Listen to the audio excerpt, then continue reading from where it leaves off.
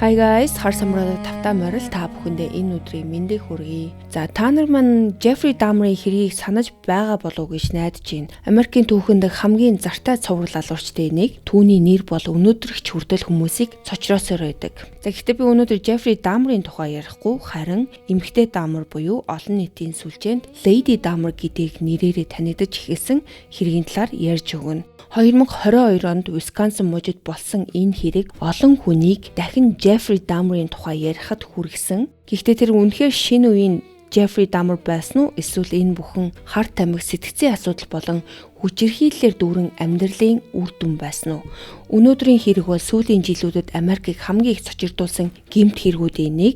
Хэрэгээ эхлэхээс өмнө жижигхэн сануулга, маш их тийм цус нүж график юмнууд дүрслэгдэх болохоор эмзэг сэтгэл зүйтэй хүмүүс минь битгий сонсоорой. За харин жижиг сажиг дийтейлүүдэд дуртай гэмт хэргийн фанатууд минь хэрвээ та нар минь бэлэн бол өнөөдрийнхөө шүүлтийг эхлэе.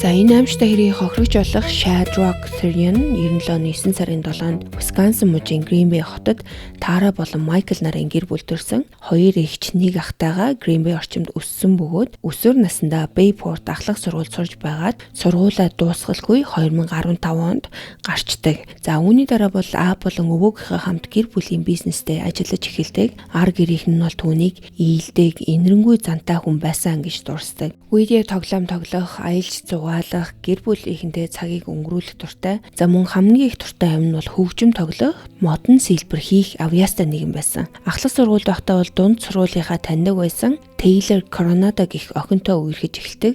За хожим энэ охин бол овгой солиод Taylor Sha бизнес болгож өөрчилсөн. Shading аав Michael-ийн хэлснээр бол Taylor тухайн үед маш ийдэг хүмүүжлтэй охин шиг санагддаг байсан гэдэг. Гэхдээ тэдний харилцаа бол удаан үргэлжлээгүй 2 жил хүрэхгүй хугацаанд үерхсний дараа салсан ч гэсэн найзууд хэвээрээ үлддэг. Taylor Denise Coronado бол 97 оны 11 сарын 23-нд Illinois мужийн Evanston хотод төрсэн. Түүний эцэг Arturo болон Marlo Coronado гэдэг AJ гэдэг нэртэй дүүтэй байсан. Тэд Taylor-ыг бага багт нь Chicago орчимд амьдардаг байсан ч гэсэн аавынх нь ажлын улмаас гэр бүлээрээ Wisconsin мужийн Green Bay хот руу нүүдэг. Taylor багтаа гар бөмбөг тоглох дуртай жирийн нэгэн хүүхэд байсан гэж аав нь дурсдаг. 12 настайдаа Green Bay-д ирсний дараа тэр хэсэг хугацаанд Texas мужид өвөө эмүүдээр амьдарч байгаад буцаад эцэг ихтэрээ Green Bay-д ирдэг. Түүний хүүхэд нас ерөнхийдөө доктортой байсан юм шиг харагдаг ч гэсэн ээжийнх нь нас баралт бол амьдралд нь томоохон эргэлт болсон. Marlo Coronado архины хамаарлаас үүдэлтэй элэний хатуурал болон бусад хүннэрлийн улмуудаас нас барсан. За энэ үед бол Taylor охин дөнгөж 11 настай байсан. Гэр бүлийнх нь бол Marlo-гийн бие муу байгааг мэддэг байсан ч гэсэн нас баралт нь бол гинти явдал болдог. Нас барахын өмнөх орой Arturo болон Marlo хоёр хамтдаа кино үзэж бүх зүйл хэвийн мэт байсан ч гэсэн маргааш өглөө нь Marlo нөхрийнхөө хажууд нас барсан байдалтай олдсон.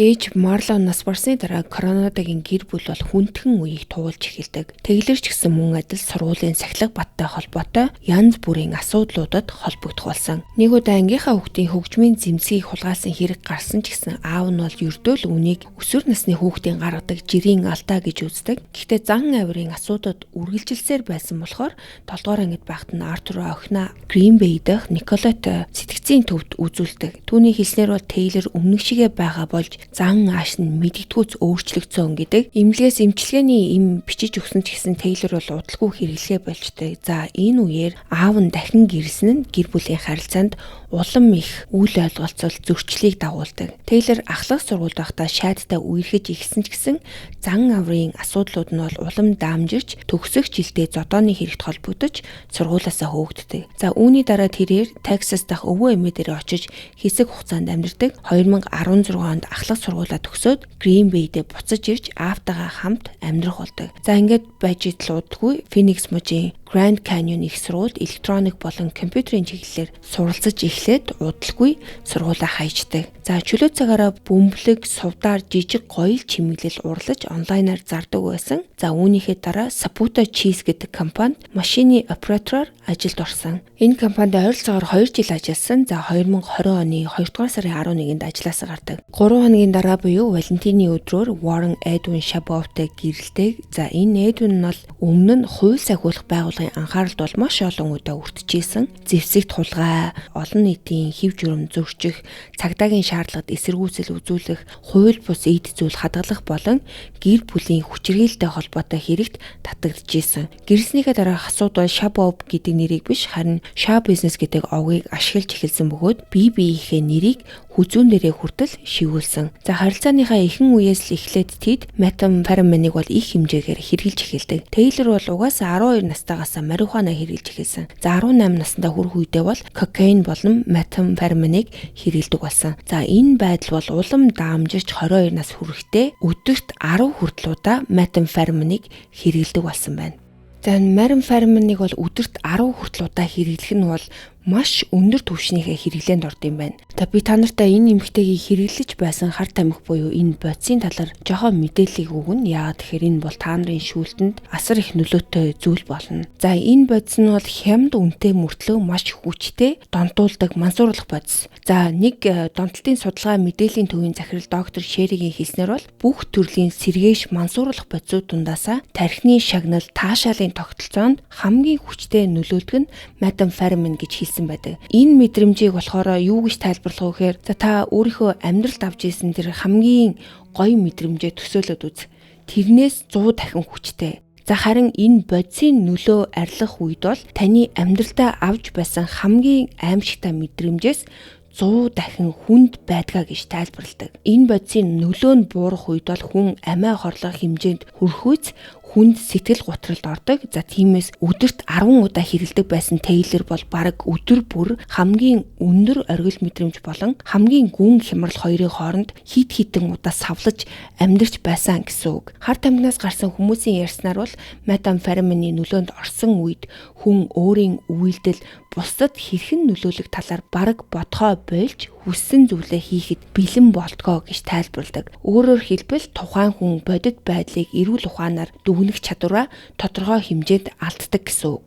За энэ бодисыг бас байнгын хэрэлдэх хүмүүс бол бодисоос үүдэлтэй сэтгцийн эмгэгдэх өртдөг. Үүнд нь бол хий юм харах, орон зай болон цаг хугацааны мэдрэмжээ алдах, ой санамжийн асуудал үүсэх зэрэг шинжүүд багтдсан байна. За Тейлорын хувьд бол олон жилийн турш өндөр тунгаар хэрэглэсэн нь бол онцгой анхаарал татгууц зүйл байгаа. Судалгаар метамфетаминыг удаан хугацаанд их хэмжээгээр хэрэглэх нь тархины мэдрэлийн эсүүдийг эмтээдэг. За үүнийг бол заримдаа тархины цус харуулт эсвэл хүнд тархины гэмтэлтэй хүртэл харьцуулт юм байна. Үүнээс гадна хар тамхиг ихэвчлэн өөр төрлийн бодисуудтай хольж найруулдаг болохоор хэрэглэгч яг ямар бодис хэрэглэж байгаагаа мэдэхгүй байх тохиолдол маш илбэг байдаг. Зарим үед бол тунгар нь шингэлсэн байдаг бол зарим үед эсэргээрээ хит хүчтэй найрлагатай хүртэл байдаг юм байна. За мөн фентанил зэрэг илүү аюултай бодисууд хүртэл холсон байх тохиолдол байдаг. Энэ нь бол сүүлийн 10 жилийн хугацаанд метамфетамин хэрэглэгчдийн дунд хэтрүүлэн хэрэглэлт болон нас баралтын томоохон шалтгаан болдог. За ингээ ерөн товчгондоо бол метамфетамин бол хүний тархи болон бие махбодыг маш хурдан сүйтгэдэг хүчтэй мансууруулах бодис. Удаан хугацаанд хэрэглэсэн хүмүүсийн гадаад төрх нь хүртэл эрс өөрчлөгддөг. Шүдэн унах, арьсан гэмтэж үрчлээдэх, наснаасаа олон жилээр хөгшин харагдах зэрэг шинж тэмдэг бол хамгийн түгээмэл ажиглагдаг. За энэ бүхнийг сонсоод таныг хар тамхиг үдсэн ядаж жигшиж байгаа гэдэгт найдаж байна. За Тейлор болон Warren хоёрын хувьд бол тэд бие биенийхээ донтолтыг улам мөөгшүүлж нөхцөл байдлыг улам дордуулж байсан. Энэ хоёр гэрэлснээс ердөө 3 сарын дараа цагдаа нар тэдний амьдардаг хорооллоос дуудлага хүлээж авдаг. Тейлорыг хорооллоор ямар ч ойлгомжгүй байдалтай тэнүүчилж айлуудын хаалга тогшиж явж исэн болохоор хуршүүд нь цагдаа дууддаг. Цагдаа нар түүнээс юу хийж явааг нь асуухад өөрөө ч мэдэхгүй байгаагаа хэлээд өөр гариг дээр байгаа юм шиг мэдрэмж төрөөд байна гэж хариулдаг. За энэ ганц өгүүлбэр л тухайн үед түүний сэтгэл зүйн байдал ямар байсныг харуулдаг. Цагдаа нар бол Тейлорын гарн дээр тариурын мөрийг хардаг. За Тейлор ч өөрөө саяхан хар тамхи хэрэглэснээ хүлээн зөвшөөрдөг. Цагдаа асуултуудыг асуух тусам Тейлор бухимдаж эхлээд гинэт тэдрээс зүхтаж яваад шууд замын хөдөлгөөнд донд орчдог. За нэг цагдаагийн албан хаагч түүнийг барьж аюулгүй газар авч ирсэн бол нөгөө нь мэдээллийн сангаас түүний талаарх мэдээллийг шалгаж эхэлдэг. Тэдний хүлээж байх хооронд бол Тейлор хачирхалтай зүйлс ярьж эхлээд цагдаагийн машинд сууж байсан албан хаагчаас хүртэл янз бүрийн сексийн холбоотой зохисгүй асуултуудыг асууж исэн. Үүний дараа тэр дахин замын хөдөлгөөн рүү алхахыг оролддог. Цагдаа түүнийг дахиж зогсооход Тейлор бол өшиглөж эсэргүүцэж эхэлдэг. Цаанаас нь дахиж нэг цагдаа ирээд хамтдаа түүнийг газар унгааж баривчилдаг. Эцэст нь түүнийг цагдаагийн албан хаагчид халдсан мөн хууль сахиулагчийн ажилд саад учруулж эсэргүүцсэн гэх үндслээр баривчилдаг. Гэхдээ удалгүй батлан даалтаар суллагдаад гарчдаг 2 сарын дараа Тейлор дахин хуультай холбоотой асуудалд ордог. Энэ удаа нэг цагдаа түүнийг хурд хэтрүүлсний улмаас зогсоохыг оролдсон боловч Тейлор зогсохын оронд зүхтаагаад өндөр хурдтай хөөцөлтөөнийг эхлүүлдэг. Хит хитэн улаан гэрлэн дохоогоор гарч нэг дугуй унаж явсан хүнийг бараг мөргөх шахдаг. Мөн цагдаа нар түүнийг мөргөж зогсоох орлого хийсэн ч тэр мултарч эцэст нь аавынхаа гэрийн ойролцоох зогсоод машинаа орхиод зүхтахыг оролддог. Гэхдээ цагдаагийн албан хаагчид бол түүнийг баривчилж чаддаг. Машиныг нь шалгах үед тариур, метамфетамин, уян боолт болон хөвөн олдсон. Үүний дараа түүнд цагдаагаас зугцсан хууль сахиулагчийн шаардлагыг эсэргүүцсэн, батлан даалтын нөхцөл зөрчсөн, хар тамхи хэрэглэхэд ашигладаг хэрэгсэл эзэмшсэн зэрэг нэмэлт хэрэгүүд бүртгэгддэг.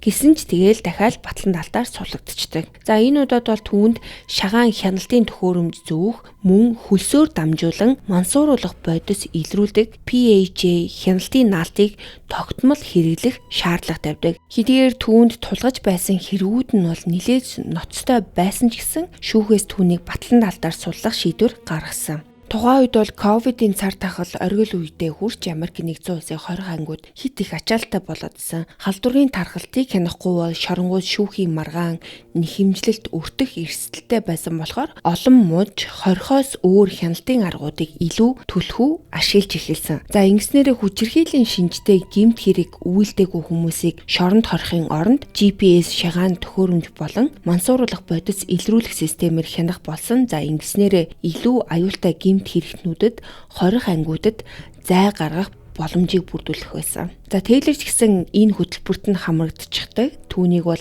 шагаан төхөөрөмж GPS ашиглан байршлыг нь тогтмол хяндаг байсан бол гар дээр наадаг PHA төрлийн тусгай наалт нь хөлсийг нь шинжилж мансууруулах бодис хэрэгэлсэн эсхийг илрүүлэх зориулттай байсан. За Тейлор батлан даалтаар суллагдсанаас хэдхэн сарын дараа нөхөр нь өөрөө бас хуулийн асуудалд ордог. Яасан гэхээр 2020 оны 11 сарын 13-нд болсон замын шалгалтын үеэр цагдаа нар түүнээс 46 грамм метамфетаминыг илрүүлсэн бөгөөд гар утсыг нь шалгахад томоохон хар тамхины сүлжээтэй холбоотой байж болцсошгүй мэдээллүүдийг олсон. Эцэст нь тэрээр худалдаалах зорилгоор мансууруулах бодис хадгалсан хэрэгт бурууга хүлээн зөвшөөрч 4 жил хүрэхгүй хугацааны хорих ялыг сонссон. За гэсэн ч Warren баривчлагдсан зургаа сошиал хуудасны профайл зургаа болгож өөрийг нь зохион байгуулалтаар гэмт хэрэгт буруутгасан гэж мэдэгдэжсэн. Тейлор ч гэсэн мөн олон нийтийн сүлжээгээр нөхрөө идэвхтэй хамгаалж ирсэн. За удалгүй Тейлор ч өөрөө шүүхээс тогтоосон хяналтын нөхцлүүдийг зөрчиж эхэлдэг.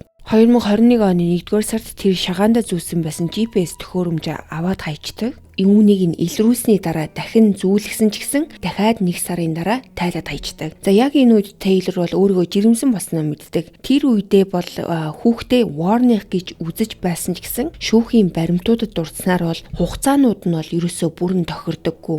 Иймээс Warren үнэхээр хүүхдийн эцэг мөн эсэх нь бол тодорхойгүй хэвээрээ үлдсэн. 21 оны 6 дугаар сард Тейлор өөрт нь холбогдох хэрэгүүдийн шүүх хуралд ирээгүй болохоор түүнийг баривчлах захирамж гаргадаг. Гэхдээ хэдхэн хоногийн дараа тэр өөрөө шүүх хурал дээр очисон болохоор захирамжийг хүчингүй болгож дахин батлан даалтаар суулдаг. Үүнээс 2 сарын дараа Тейлор цагдаагаас зугтсан албан хаагчийн шаардлагыг эсэргүүцсэн мөн цагдаад халдсан гэх хэрэгүүдэд бурууга хүлээгээгүй ч маргаагүй буюу no contest мэдүүлэг өгдөг. Ингэснээр түүнд холбогдсон бусад хэргийг хэрэгсэхгүй болгосон байна. Шүүхээс түүнд 3 жилийн тэнсэн харгалзах ял мөн 3 сарын хорих ял оноосон ч удалгүй уг ялыг шагаан төхөөрөмж хүчтэй гэрийн хориогоор солисон. 2021 оны 10 дугаар сард гэрийн хорионы хугацаа дуусны дараа Тейлор Texas муж руу нүүж эцгийнхээ талын өвөө эмээтэйгээ хамт амьдрах болдог. Тэнд байх хугацаанд тэрээр хүү төрүүлж Матео Коронада хэмээн нэр өгдөг. За гэхдээ удалгүй хүүхэд хамгааллын алба бол нэраа хүүхдийг асрамжиндаа авдаг. Харин сарын дараа Тейлорын өвөө эмээ хүүхдийг гэртээ авч өсгөж эхэлсэн бөгөөд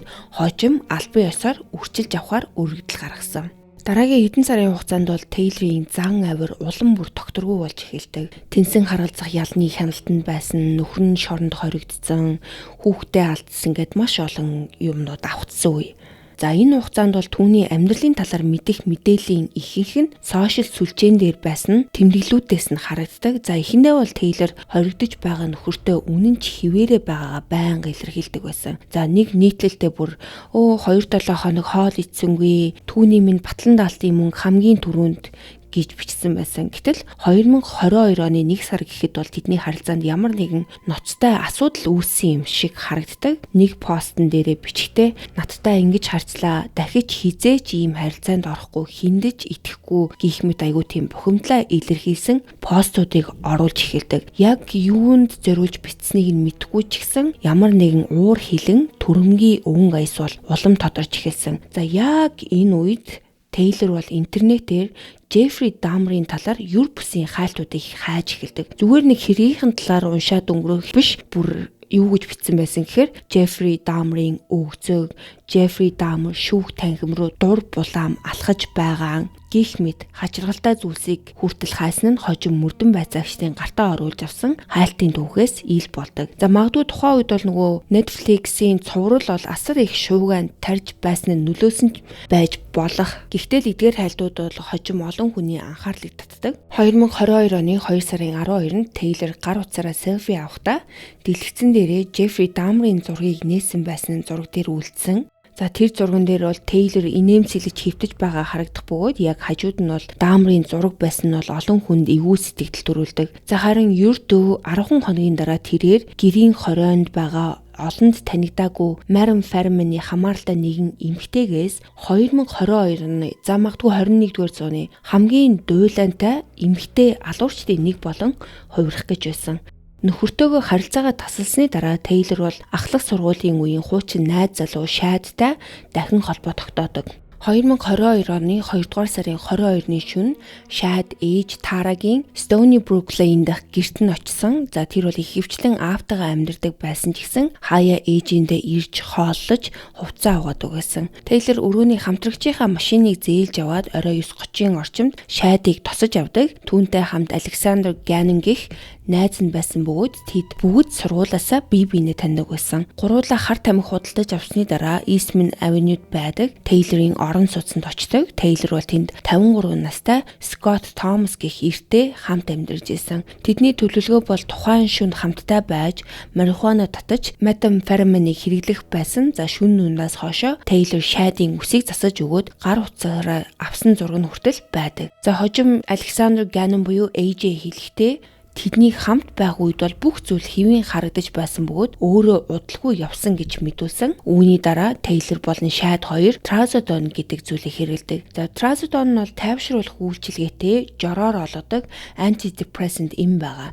Зарим хүмүүс үүнийг бол мансууруулах зорилгоор хэрэглэдэг бөгөөд гудамжны хэллэгээр бол sleep easy буюу амархан унтуулдагч гэж нэрлэдэг байсан юм байна. Энэ эм нь бол хүчтэй таашаал төрүүлдэггүй ч гэсэн тайвшруулж судруулах нөлөө үзүүлдэг. Олон хүн бол уг эмийг арх, ecstasy эсвэл methamphetamine зэрэг бусад бодистой хамт хэрэглэж нөлөөг нь нэмэгдүүлдэг гэж үздэг юм байна. Тухайн үед бол Тейлорын биед марихуана, methamphetamine болон Trazodone байсан тогтоогддог. Гэхдээ өөр ямар бодис хэрэглэсэн байж болох нь тодорхойгүй ч тэр олон төрлийн мансууруулах бодисын нөлөөнд ор байсан нь ойлгомжтой байсан.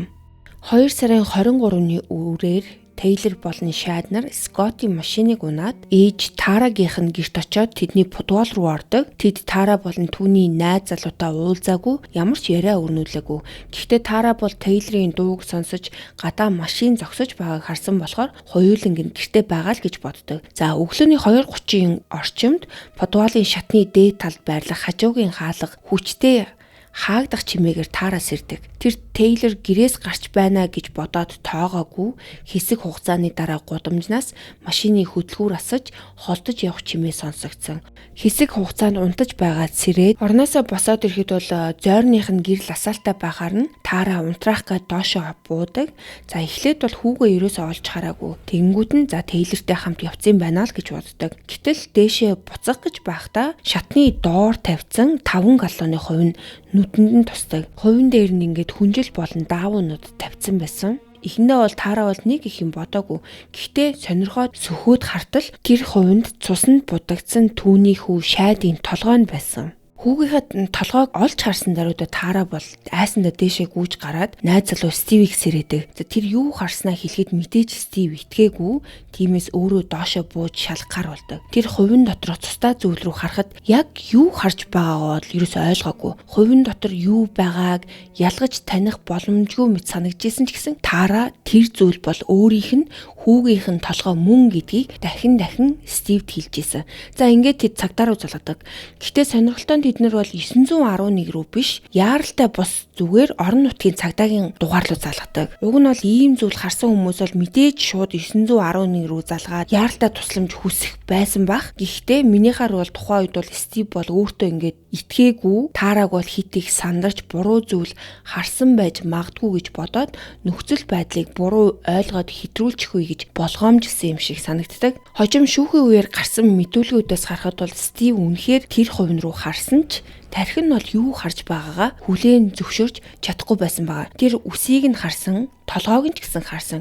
Гэхдээ яг тэр мөчөд энэ бол хүний толгой гэж ойлгож чадаагүй. Харин ямар нэг амьтны сэг эсвэл амьтны тасархаа эд эрэхтэн байж магадгүй л гэж бодсон. За үнийг хэлэхэд бол ийм аимшигтай дүр зурагтай нүүр тулахад хүн бол шууд бодит байдлыг хүлээж авч чаддаггүй тохиолдлууд бол зөндөө гардаг. Яагаад тэгэхээр хүний хамгийн сүүл төсөөлөх зүйл бол футболныхоо шатны доор цус дүүрэн хувин дотор хүний тасалсан толгой байх явдал. Тиймээс Стив ихэндээ магадгүй үхсэн амьтан байх гэж бодсон нь бол нэг талаар ойлгож болох зүйл. За яг энэ шалтгааны улмаас тэд 911 рүү биш зүгээр орон нутгийн цагдаагийн дугаар руу залгасан. 911-ийн яриан дээр юу бичигдэж үлдсэн гэхээр эхлээд Стив яриад дараа нь таараач гэсэн ярьдаг. Хоёулаа маш их тийм нэг будилж сандарсан байдалтай юу болж байгааг ойлгохгүй бараг хэлж байгаа юмдаа итгэхгүй байгаа юм шиг яриа сонсогддог. Ярианаас бол 911 оператор хүртэл ихэндээ хийж байгаа зүйлд нь итгэхгүй байгаа юм шиг сонсогддог. За хүнийг хэлэхэд бол үүнд бол нэг тийм гайхах зүйл байхгүй. Яагаад тэгэхээр хэн нэгэн хүн уцтаад би хүүгийнхээ толгойг хувин дотроос оллоо гэж хэлвэл бараг хинж тэр даруйд нь үнэмшигд хэцүү байх байсан. Тиймээс оператор бол ихэндээ юу болоод байгааг ойлгож чадахгүй байсан юм шиг сонсогддог. Энэ дуудлагыг хүлээн авсан цагдаа нар ч гэсэн энд бол ерөөсөө итгээгүй. За анх 911-ийн диспатчераас дуудлага хүлээж авангуудаа цагдаа нар хоорондоо станцаар мэдээгээ дамжуулдаг. Тэг жилхтэй бол код нь бол ерөн сэтгэц мэдрэлийн өвчтөй хүн дээр очиж эрүүл мэндийн үзлэг хийх юм байна гэсэн утгатай мэдээг хоорондоо дамжуулсан нь бичигдэж үлдсэн байдаг. За өөрөөр хэлбэл дуудлага хүлээн авсан хүмүүсийн ихэнх нь бол таараг хий юм харж байна, эсвэл ямар нэгэн сэтгцийн хямралд орсон байна л гэж таамаглаж исэн. Гэхдээ удалгүй тэд нөхцөл байдал бол огт өөр болохыг ойлгодог. Өглөөний 3 цаг 37 минутанд 2 цагдаа таарагийн гэрт ирдэг. Тэд машины зогсоолоос байшингийн хажуу талын хаалгаар дутгшоо ордог. Гэтэл нэх удаагүй байшин руу орсон 2 офицер бол таараг худал хилээгүй болохыг нь өөрсдийн нүдээр хардаг. Хэргийн газрын биеийн бичлэгийг үзэхэд бол эхлээд 2 цагдаа ингээд бейсмент руу нь орж байгаа юм. Тэгэд ихэндээ айгүй тайван байгаад нөгөө зааж өгсөн хувингийг эхэлж харснаа эхлээд нэг цагдаа нь хараад тэгснээ нөгөө цагдаа нь дахиад хардаг. Тэнгүүтээ 2 биеийн лүгээ харснаа бараг л чи миний харж байгааг харж гинүү гэсэн янзтай хараад дахиад хувин луугаа хараад за биднэрт бол нэмэлт хүч хэрэгтэй байна гэд оператортойгоо холбогдоод код хэлээд за ийшээ нэмэлт хүч хэрэгтэй байна гэж хэлдэг. Тэр мөчөөс эхлээд байшин бол зүгээр нэг шалгалтын газар биш, харин томоохон гэмт хэргийн газар болсон нь тодорхой болдог. За мөн гудасны ойролцоох шалан дээр хүний мах юм шиг харагдах хэсгүүд болон их хэмжээний цус байгааг анзаардаг. Офицерууд хувин дотор дахин нэг удаа харж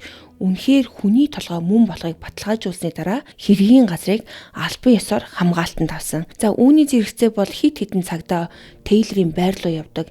Яагаад тэгэхээр Шадийн ээжийн хэлснээр бол хүүтэй нь хамгийн сүүлд хамт байсан хүн нь Тейлор. Өглөөний 5 цаг 11 минутанд цагдаа нар байрны зогсолбор дээр ирэхэд зогсоолт байсан машиныг олж хардаг. Тэд эхлээд машины гаднаас гарч ийдэн тусгаад дотортлыг нь шалгадаг. Дотор нь бол янз бүрийн эд зүйлс хөвгөлөгч байсан ч гэсэн тэдгээрийн дунд крокпот удаан чанагчны хайрцаг байсан. Тухайн мөчид цагдаа нар бол үүний зүгээр л энгийн хайрцаг гэж бодож байсан ч үнэндээ дотор нь бол Шадийн 2 гуй болон хөлний тасцсан зарим эсгүүд нь байсан. Мөн машины урд хэсгийн ойролцоох цасан дээр цус болсон мэт харагдах мөр байгааг анзаардаг. Цагдаа нар машины хажууд зогсоод нөхцөл байдлыг ажиглаж байх үед гинэт машины түгжээ тайлагдан хаалга нонгодог. Хожим тогтоогдсноор бол Тейлор байрныхаа цоохоор бүхнийг ажиглаж байсан бөгөөд алсын удирдлагаар машины түгжээг өөрөө тайлсан. Удалгүй Тейлор байрныхаа урд хаалгаараа гараад ирдэг. Нэг цагта түүнээс яагаад цагдаа ирснийг мэдэж байгаа эсэхийг асуухад Тейлор тэднийг өөрийг нь баривчлах захирамжтай ирсэн байх гэж бодож байгаагаа хэлдэг. Ярианы үеэр тэр шагаан хяналтын төхөөрөмжөө дахин авч хайснаа ч гэсэн хүлээн зөвшөөрсөн. Цагдаа нар Тейлорд гав зөөх үед гар дээр нь цус байгааг анзаардаг. Тейлорыг байрны гаднах шатан дээр суулгаж үлдээгээд цагдаа нар байр руу норж нэгжлэг хийдэг.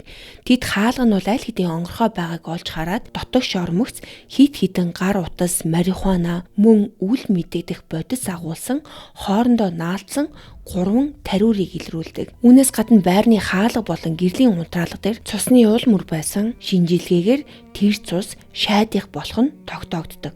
Гадаа цасан дээр байсан цустай мөрч гэсэн мөрдөн шалгалтын чухал нотлох баримтын нэг болдог. Яг энэ үеэр Тейлорын өрөөний хамтрагч Скотт байрнаас гарч ирээд цагдаа нар ч гэсэн түүнийг саатуулаад Тейлортай хамт цагдаагийн хилцс рүү хамт авч явдаг. Хилцэц хүрэгдсэний дараа мөрдөгчид Тейлорын гар дээр байсан цус болон шархнуудыг зураг авч баримтжуулдаг.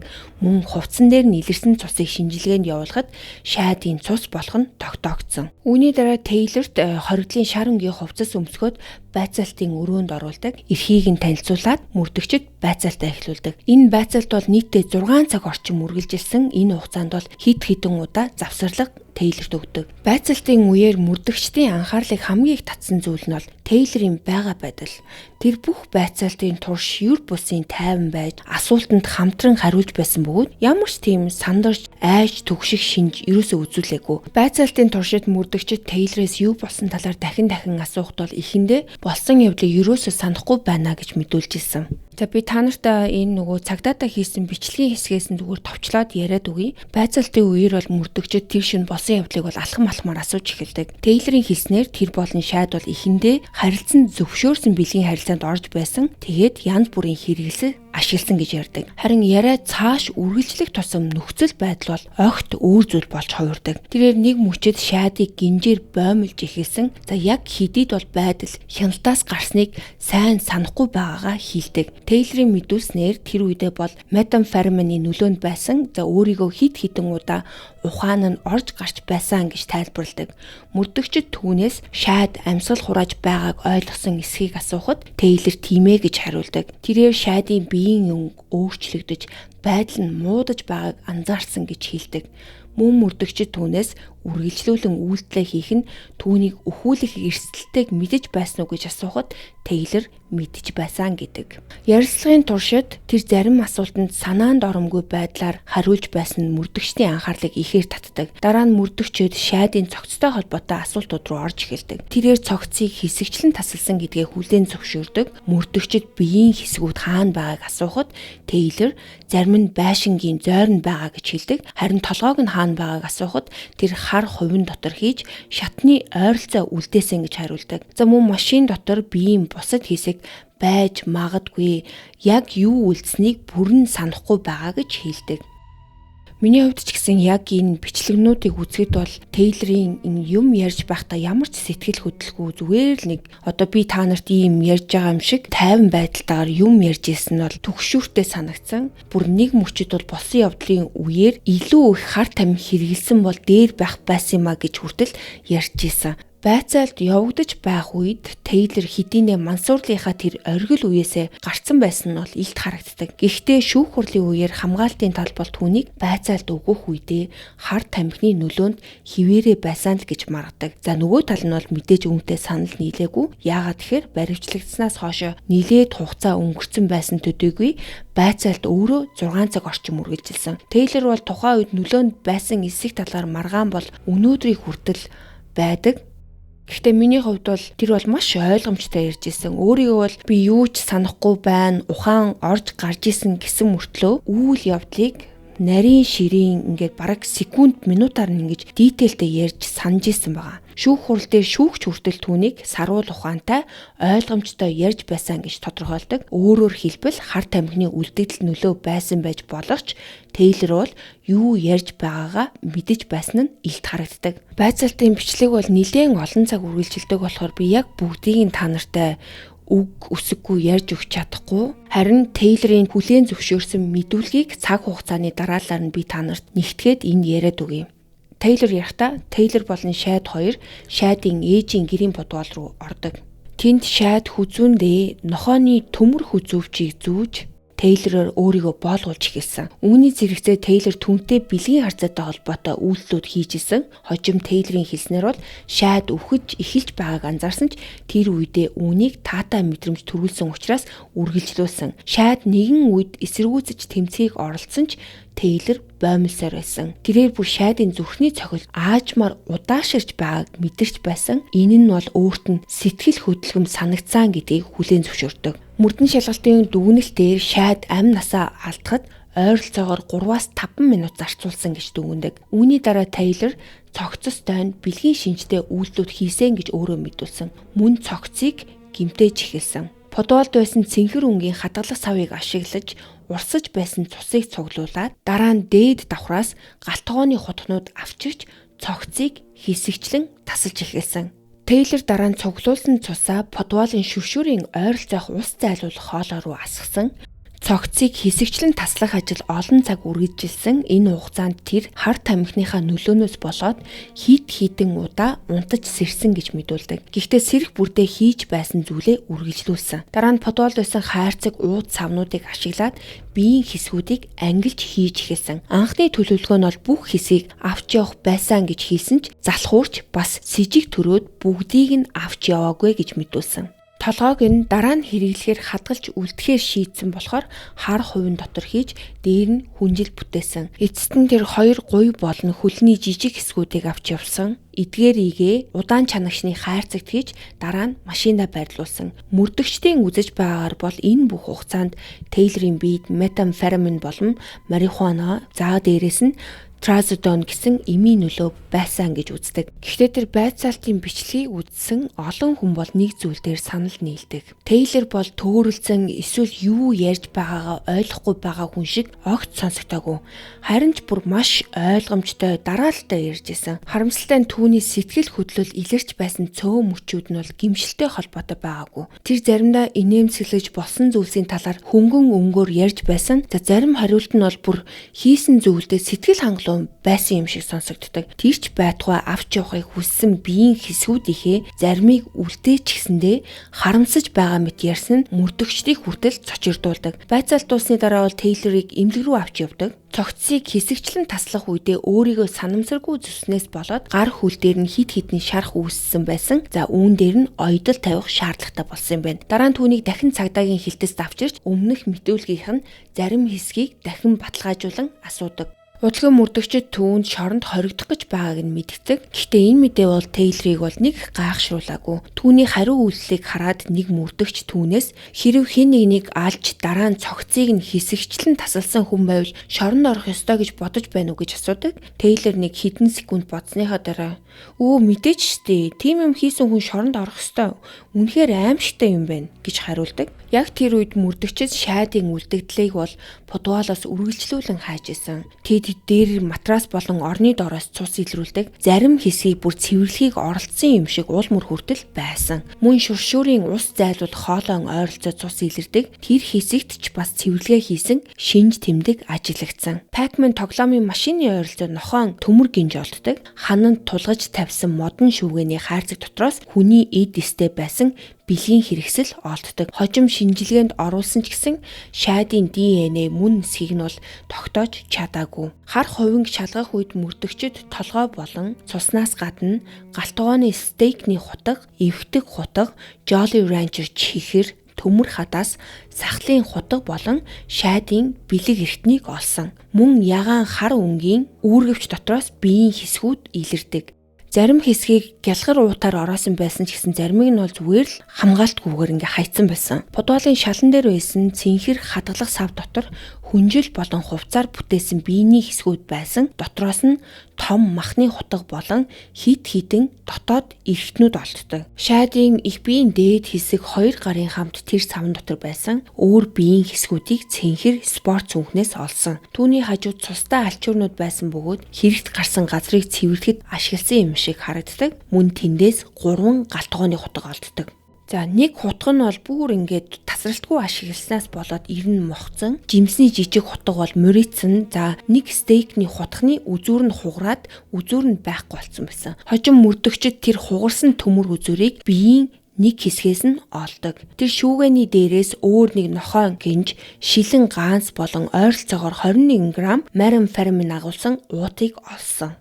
Хожим шүүх эмнэлгийн шинжээч доктор Vincent шайдын толгойг наривчлан шалгах үед боомлолтын тодорхой шинж тэмдгүүд илэрсэн. Тэрээр хүзүүний булчингууд гэмтсэн байгааг тогтоосон. Нүүр орчмын судаснуудад ч гэсэн гэмтэл байсан гэж мэдүүлсэн. Үүнээс гадна хилэн дээр нь гинжний дарсан мөр үлдсэн. Харин их биеийг шалгах үед илүү аимшигтай дүр зураг илэрдэг. Нурууны хэсгийн арьс болон булчингийн ихэнх хэсэг бол хуулагдсан байсан. Гэмтэл нь бол маш хүнд байсан болохоор хавирганы яснууд нь хүртэл ил гараад ирсэн. Мөрдөгчдийн олж чадаагүй байсан цорын ганц хэсгүүд нь 2 гуй болон хөлийн жижиг хэсэг байсан. Тэрийг олохын тулд машинд дахин нэгжлэг хийдэг. Тейлорын хэрэгжилж байсан машин тэр үед цагдаагийн газрын хамгаалалттай зогсоод хадгалагдаж байсан. Дахин шалгаж хийхээсээс хойш удалгүй зорчигчийн суудал дээр байсан. Удаан чанагчны хайрцагнаас шайдын 2 гуй болон зүүн хөлийг олдог. 2022 оны 3 сарын 1-нд прокурор Тейлорт 1-р зэргийн хүн амны хэрэг, 3-р зэргийн бэлгийн хүчирхийлэл болон цогцыг гутаанд оромжилсан хэрэг гэсэн хид хідэн зүйл ангаар ял төлөвлөдөг. Ял сонссны дараа Тейлор бол батлан даалтын сонсголд оролцож өмгөөлөгч хүсдэг.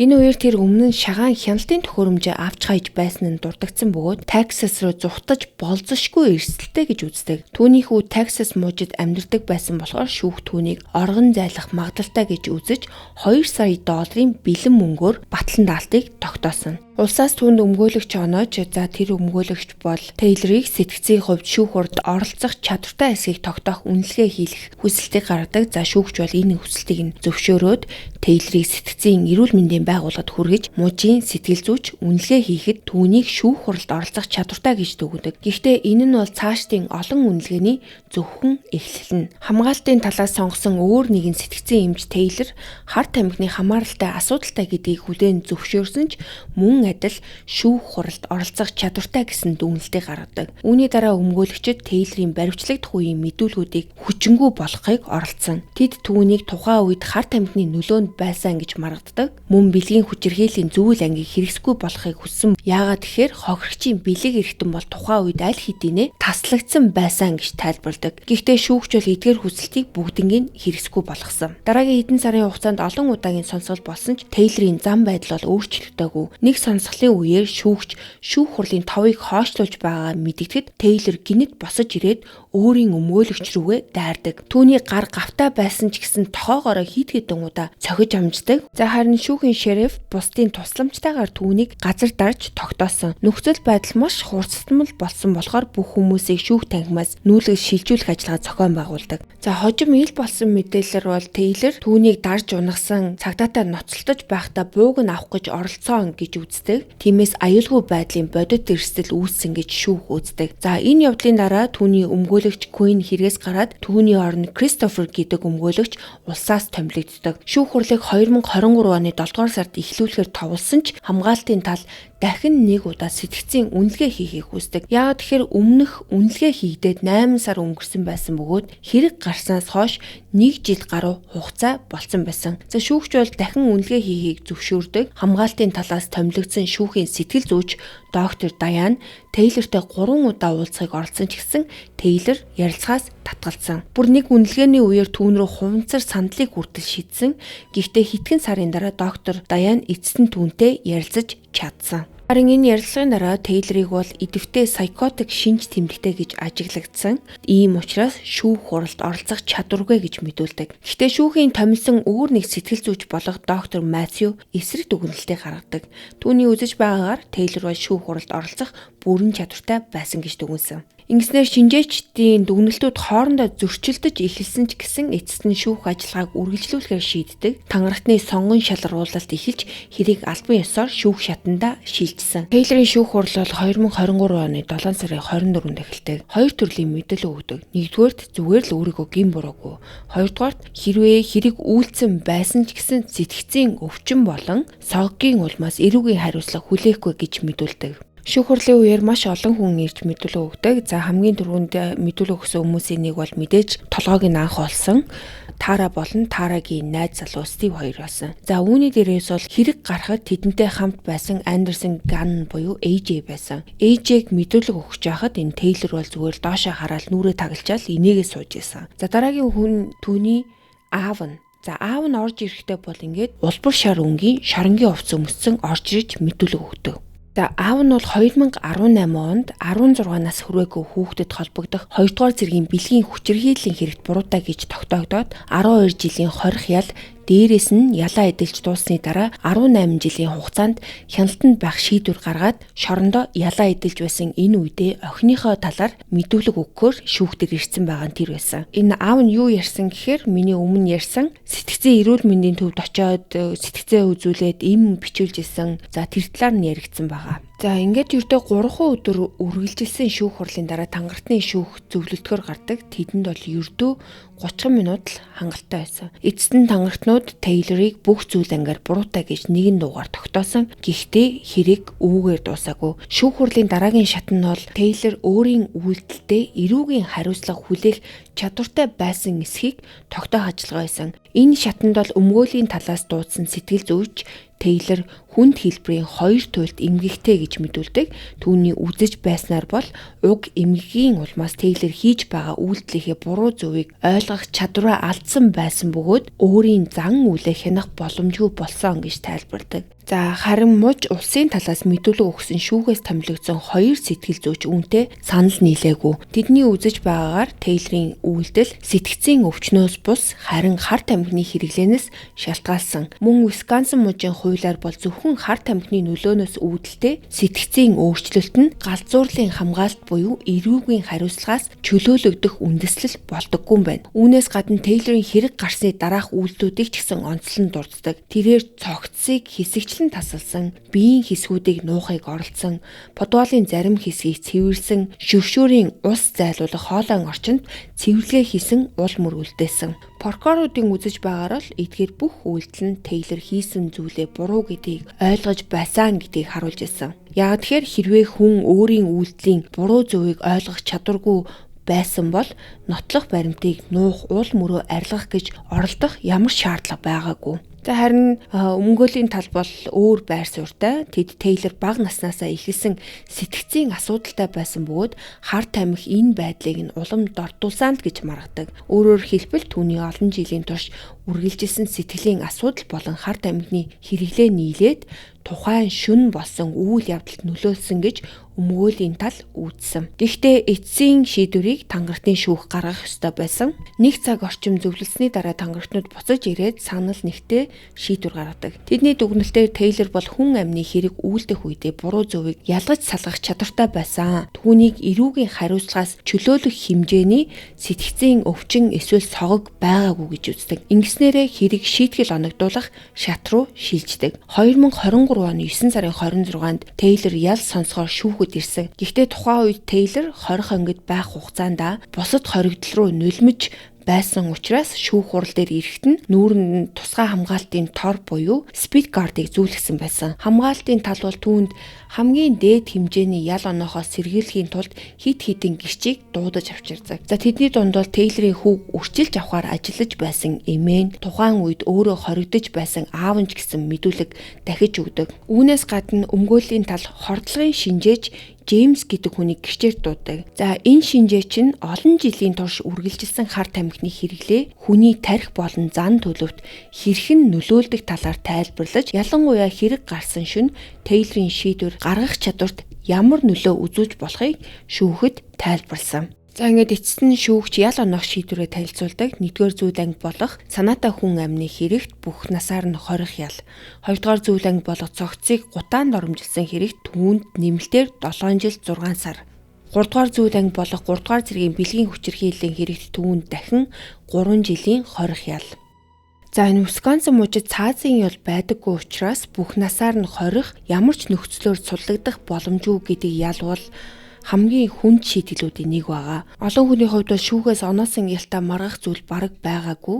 За энэ хэрэг болж байх явцад бол Тейлорын нөхөр нь нөгөө шоронд байгаа шүү дээ тий. За тэр нөхөр чинь бас ингээд олон нийтийн сүлжээгээр өөрийнхөө үзэл бодлыг илэрхийлж исэн. Юу гэхээр тэр бол Тейлорын талд байгаа эхнэрийг нь зүгээр л хэрэг тогтцоон гэж үзэж байгаа илэрхийлж исэн. За ямар ч байсан одоо хүртэл Тейлорын талд байт юм байлээ. Энэ хэргийн талаар бол хамгийн их анхаарал татдаг зүйлсийн нэг нь бол Тейлорын Джеффри Дамертэй холбоотой сонирхол нь байгаа. Мөрдөн шалгалтаар бол тэр Дамрын талаар хайж байсан нь тогтоогдсон. Гэхдээ мэдээж энэ нь бол шууд шалтгаан болсон гэж хэлэхгүй. Гэхдээ олон хүний хувьд Тейлорын хийсэн үйлдэлүүд болон Джеффри Дамрын гэмт хэрэгүүдийн хооронд тодорхой төстэй талууд байгааг бол анзаарахгүй өнгөрөхөд хэцүү. Ялангуяа цогцыг хэсэгчлэн тасалсан, зарим хэсгийг хадгалж үлдэхийг хүссэн, толгойг нь тусад нь авч үлдсэн зэрэг үйлдэлүүд нь бол энэ харьцуултыг улам хүчтэй болгодог. Нөгөө талаараа зарим хүмүүс өөр нэг асуултыг тавьдаг. Хэрвээ Тейлор өмнө нь удаа дараа хууль зөрчсөний дараа илүү урт хоригдсон бол энэ хэрэг болохгүй байх боломж байсан уу гэдэг асуулт. Гэхдээ мэдээж өнөөдөр бол энэ асуултанд хинч тодорхой хариулж чадахгүй. Ямар ч байсан нэг зүйл тодорхой үлдсэн. Шайд амь насаа алдсан. Тейлор харин бүх насаараа хоригдох ялыг авсан. Харин энэ хэрэг бол орчин үеийн Висконсин мужийн хамгийн цочирдом, хамгийн харгас гэмт хэрэгүүдийн нэг болон үлддэг. За өнөөдрийн минь та нартай бэлдсэн хэрийг энд хүрээд өндөрлөж байна. Та нар минь хэрийг сонсоод өөрсдийн дүгнэлтийг хийж энэ хүн үнэхээр сэтгцийн асуудалтай байсан уу? Эсвэл хар тамхины нөлөөнөөс болоод энэ гэмт хэрийг хийчихв. За дээрээс нь эсвэл энэ Netflix-ийн шоунаас болоод түүндээ илүү татагдаад бүр энэ obsession болоод энэ хэрийг хийсэн болов юу гэж бодож байна? Өөрсдийнхөө дүгнэлтийг бичиж үлдээгээрэй. Миний хувьд энэ хэрэгээс гаргасан дүгнэлт хийвэл ёо энэ хар тамхи гэдэг зүйлээс л бурхан минь хол байгаарэ гэж хүсмээр байдаг. Би бас яг хар тамхи биш ч гэсэн өвс татдаг хүнтэй бол таарж исэн. Тэгээ тийм хүмүүс өөрсдөө юу гэж хэлдэг гэхээр хаяа тохируулаад хэрэглэхэд зүгээр штэ гэж өөрийгөө өмөрдөг. Миний хувьд бол тэр нь бол яг ингээд нууц амрагтай хүн за баригдахгүй яваад ивэл зүгээр штэ. За эсвэл архичин хүн бол би архичин бишээ гэж байгаатай яг адилхан сонсогддог. Хүний амьдралд хэрэггүй маш олон зүйлс байдаг. За тэрний бараг жагсаалтын хамгийн ихэнд бичигдэх зүйлсийн нэг бод энэ хар тамхи гэдэг зүйл байгаа. Амьдралаас таашаал авдаг маш олон гоё зүйлс байдаг.